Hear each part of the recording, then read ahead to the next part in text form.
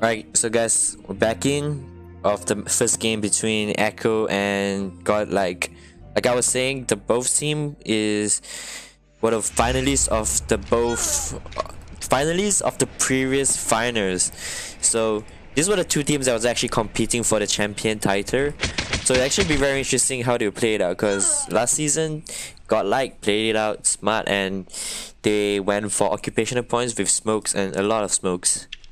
Alright, so I kind of missed out the early part, but let's just go through what we have here again. So, kill-wise, as always, Echo is having the lead on the kill-wise. And Godlike seems to be quite okay on like kill-wise as well. But I think, if I'm not wrong, the only reason Godlike's behind by 200 points or so is because they lost a lot of occupational points. So here they are, they're trying to reoccupy the points back and try to balance things out. And this two team is really like a top tier PvP team. So it'll be very interesting to watch how it actually, like, you know, the outcome of the game.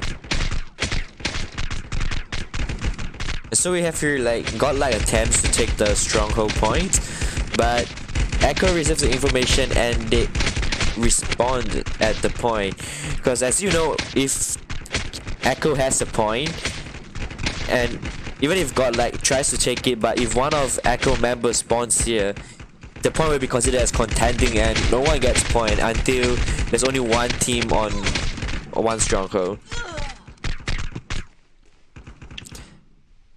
Also here we have here Godlike Tapang, which actually means fatty if you direct translate it. He used to be my favorite player from last season finalists, and if I'm not wrong, he was a female last season, but he became a guy for some reason.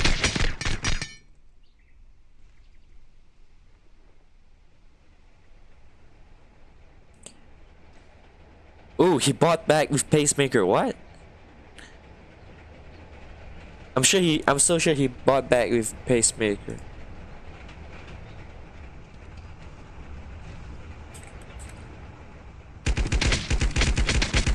Oh, he bought back a Pacemaker and he comes from the back.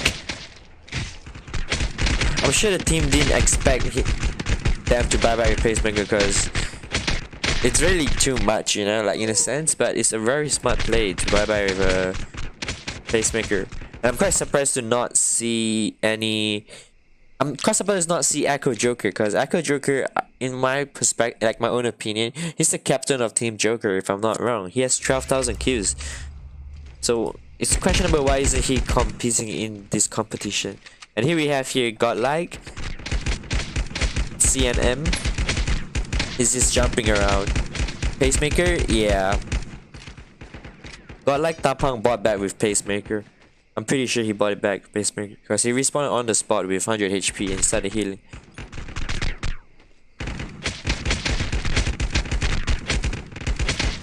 I think Echo will take the first game, and it's up to Team Godlike whether they can win the second game and tie it out and make it a best of 3, because if they can't, this will be the second time they lose to Team Echo on a grand finale, you know, on the semi-final games. And it's kind of feel bad if they actually lose to Team Echo again. Alright guys, so here we have second match of semi-finals between Echo and Godlike. I believe the tension between these two teams is so tight because Echo was the team that took the champion title from Godlike last season, and imagine Echo win against Godlike again. How would they actually feel losing to the same team twice?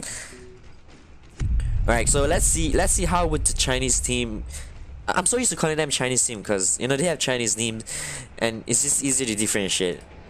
But let's see how Team Godlike will play out. So here we have one player of Godlike going to secure point B and possibly to disrupt point Z and buy some time for the other team members to get the occupational points, because Godlike always splits up 2 by 3. See? There'll be one player disturbing Team Echo from getting point Z, while the other player of Godlike will go for occupational points, and it will probably be one at B and one at A. So let's see if my predictions is true here.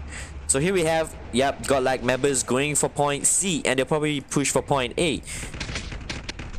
If I'm this guy, I would probably push for point O. Like, see, as expected, there's one player at point A. They're using the same strategy they used the first season. Like, not entirely the same, but first season they used this kind of strategy where they split up members and actually use a lot of smokes to buy time and hoping that the other party actually get the point smoothly.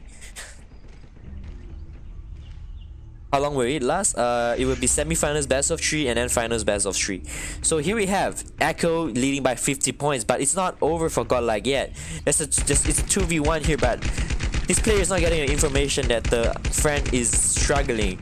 You know, if these two duos dies out at this point, Echo will be in the lead by almost 100 points, and it would means they would lose the semi-finals. It's a 3v1 and he's likely to die, which means point C goes to Team Echo. And Team Echo, besides Joker, that other players is very impressive is Zedri. If you guys seen how Zedri play, Zedri has an insane sense of direction, and he has good, like, great map awareness, knowing that one of their points is getting invaded, like attempted to be stolen, and he has great aim.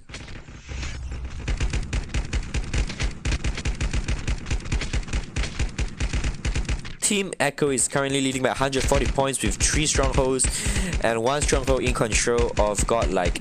If Godlike don't change the strategy or do something now, they'll be most likely losing to Team Echo and be eliminated from the semi-finals. And once again, they will lose their championship title after coming so close. After having almost 6 games of semi-finals, I mean qualifying rounds and elim rounds. Team Echo is currently leading by almost 180 points. The smokes there, I believe, is from the Chinese player. Yep. But as you can see here, the Chinese player is just spamming smoke, but I don't know why this guy, apparently directly translate, is called the Emperor.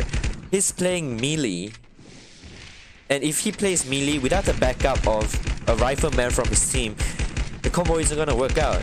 They need to understand that the strategy is not working. They can't just go around hoping that they will everything will go according to their plan, where the 2 members disturb Team Echo and the other 3 members hopefully get points. It doesn't work that way. Echo played against them and they know their playstyle. So obviously Team Echo only sent 2 players to point C at the very start of the game and 3 players to defend the stronghold, which cost Team Godlike plans to not work out. And this is the result when one team's plan doesn't work out and gets countered, you know? And Team Echo is currently on 504 points, while Team Godlike is having 279 points. If you guys didn't know, every 1 second you get 2 points naturally by doing nothing, absolutely nothing in Nancy. But you get 4 points for elims and you get 30 points for getting a stronghold. So this is what Team Godlike did last season. They actually spam smoked. And if you didn't know, smoking disables aim assist. Even in CSGO, if you're a hacker, I'm not pointing finger, if you use this aimbot or trigger bot, it won't work in the smoke. For example, if you're using an aimbot in the, I don't know, one of the maps, and the enemy team smokes you and starts spraying you in the smoke, your aimbot will not hit him. Zedri is good at killing. Zedri aim is almost as good as Joker. Personally, my favorite player from Team Echo is Joker because of how elegant he is. He has a good sense of map awareness and a great aiming skill, you know. Some player can say that Team Echo only won because they have high attachment and good levels. But if you think about it, the attachment doesn't really make a huge difference when it's only 1 level or 2 level, you know. It's only the 1 or 2% extra critical chance that you can get. It still takes skills to actually utilize the attachment because you need to hit your shots. Without hitting your shots, the attachment is basically useless. And look at Zedri. Zedri is actually connecting his shots. Oh, and the Chinese player actually bought enough time for one of his players to come back here to buy time so they won't get any stronghold. But Team Godlike doesn't realize that they're just giving free Elim's point. Alright, look at the MVP of Team Godlike. MVP wise, by having the most contribution and having the most attempts. Okay, this player has 3 kills and 6 deaths. Obviously, he doesn't have the best gear. And he gets taken down easily. I am sorry. I didn't mean to change you and just like let a player watch you die, you know. But Team Godlike, they are a very good team. They made it to the final last season. But it's unfortunate that they have to go against Team Echo in the semi-finals. Basically, I think if they were to go against another team in a semi-final, they would have made it to the final. But Team Echo, gear speaking, gear-wise and attachment-wise, they might be overpowered or too strong. But every single player on Team Echo just have good aims. They literally just have good aims. They're the Chow Sound winner for their server, and they are the finals. They were winner for the last final, and they're the champion. So if they win this Nancy City tournament, they will be 2 times defending champion. Ooh, that's not nice. That's not nice. He just tried to humiliate one of the players by attempting to barbed wire him down. Here we have Echo Red. 15 kills and 1 death. Attachment, buff, and energize. You guys need to understand that the rules is no grenade launcher, no blast bomb, and no drones. Otherwise, energizing your stuff and temporarily upgrading your attachment is all allowed. It's not against the rules. If you guys want to say Godlike lost because they didn't have higher attachments and they didn't have energize on their gears, they should have been more prepared, you know? Like, I have nothing against them, but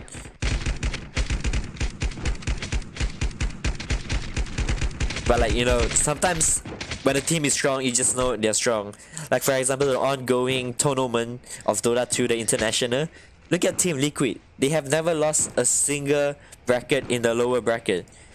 They have won 7 games straight, and they completely destroyed Team EG today. Team Echo is just like Team Liquid, but in LifeAfter, you know? They're just too strong.